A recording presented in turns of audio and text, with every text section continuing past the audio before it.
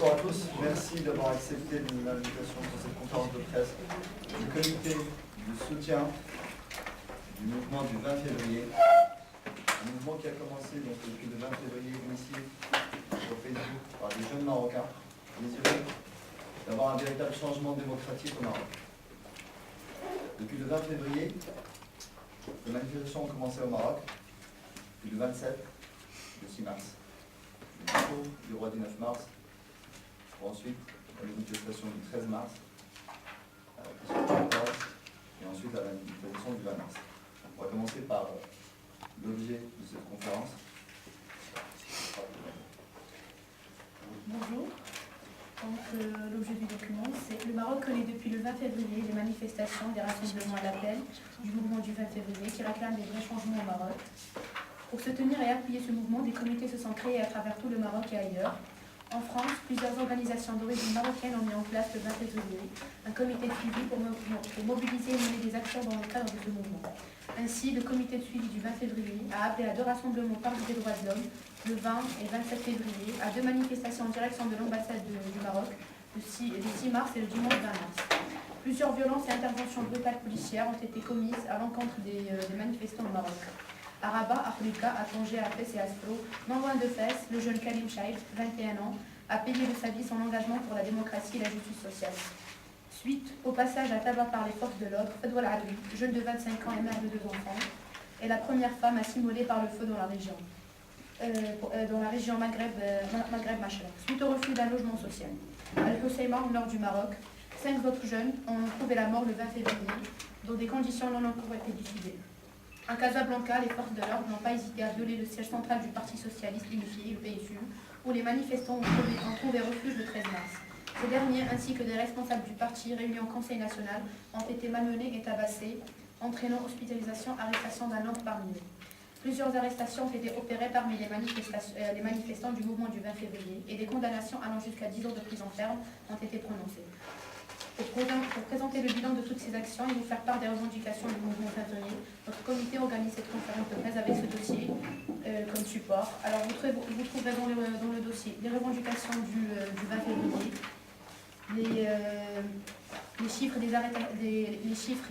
les statistiques des arrestations au Maroc et des manifestations qui étaient dans plus de 100 villes marocaines le 20 février, le 27 dans plus de 53 villes marocaines. Le contexte historique du mouvement du 20 février et quelques photos et vidéos des manifestations au Maroc. Alors,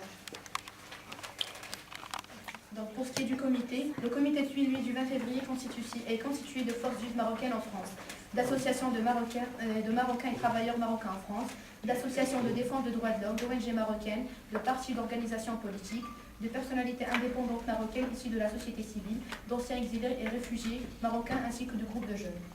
L'organisation composant le comité, l'Association marocaine de France, l'ASDOM, la TMF, l'Association des travailleurs maghrébins en France, Forum marocain de vérité et justice section France, les Amis de la MDH de Paris, Association parents et amis des disparus marocains, Forum citoyenneté civile marocain étranger, Rassemblement Sidi Fni Aïtba Amra Solidarité, la Voix démocratique, le PSU, le PADS, le 20 février Désir de changement, Maroc Écologie Les Verts, Cap Déma, Cri des Marocains et le groupe Initiative Marocain.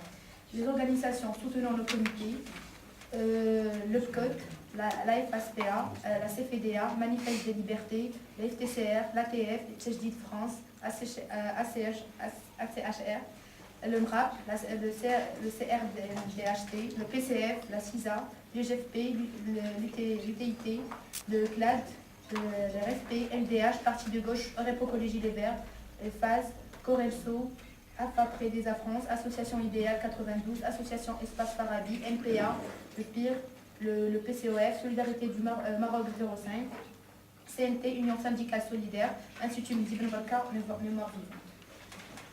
Il faut savoir c'est que le dimanche 20 mars, dans les plus de 100 villes marocaines, le peuple marocain a manifesté civiquement et pacifiquement à l'appel du 20 février. Cet appel a manifesté pour nous l'expression du rejet des annonces faites lors du discours du roi, le discours du 9 mars.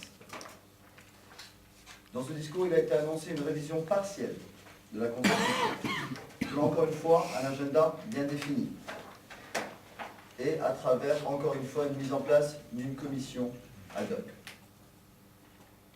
Un des points sur lesquels on voudrait insister, c'est au niveau des relations franco-marocaines. On assiste aujourd'hui au réveil du peuple marocain, avec une ferme détermination d'enclencher aujourd'hui une véritable transition démocratique après plusieurs années de lutte. Et dans ce contexte, on adresse un message à la diplomatie française et à son représentant, M. Alain Juppé, qui le 17 mars dernier, à la tribune de l'ONU, déclare comme étant courageux et visionnaire la mise en place d'une monarchie constitutionnelle. Il faut savoir qu'une monarchie constitutionnelle existe au Maroc depuis 1962. Mais malgré que les pouvoirs restent concentrés dans les mains d'un seul homme. Donc on prévient la diplomatie française que le Maroc n'est pas, qu'il n'y a pas d'exception marocaine, qu'il n'y avait pas d'exception tunisienne.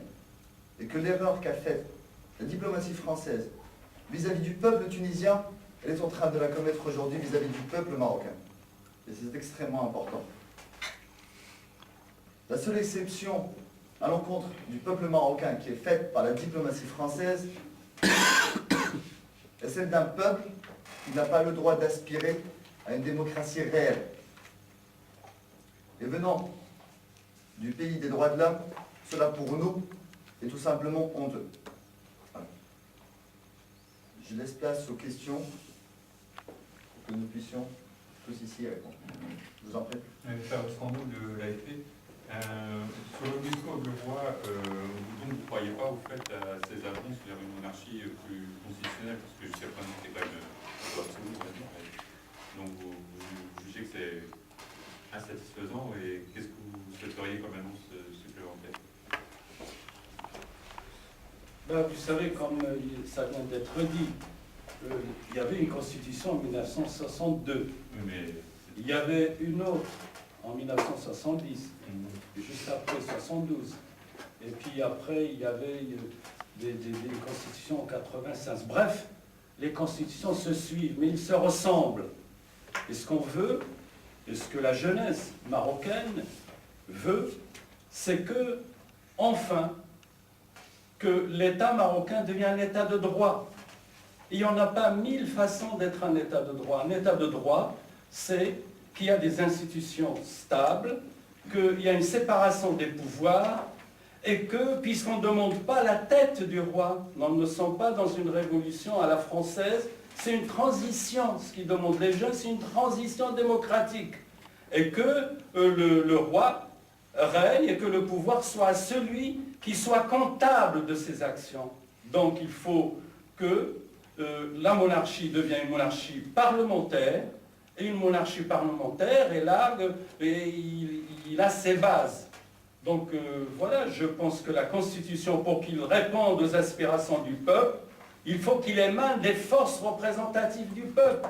Si on fait une Constitution qui part de celui qui a intérêt de la faire, et on désigne ceux qui vont faire une Constitution, il va de soi que ça sera une photocopie de ce qu'on a déjà vu, avec bien sûr quelques changements. Mais pour que la Constitution soit authentique, il faut qu'il émane des forces démocratiques du peuple marocain. Donc c'est tout ce qu'ils demandent les jeunes du mouvement de 20 mars.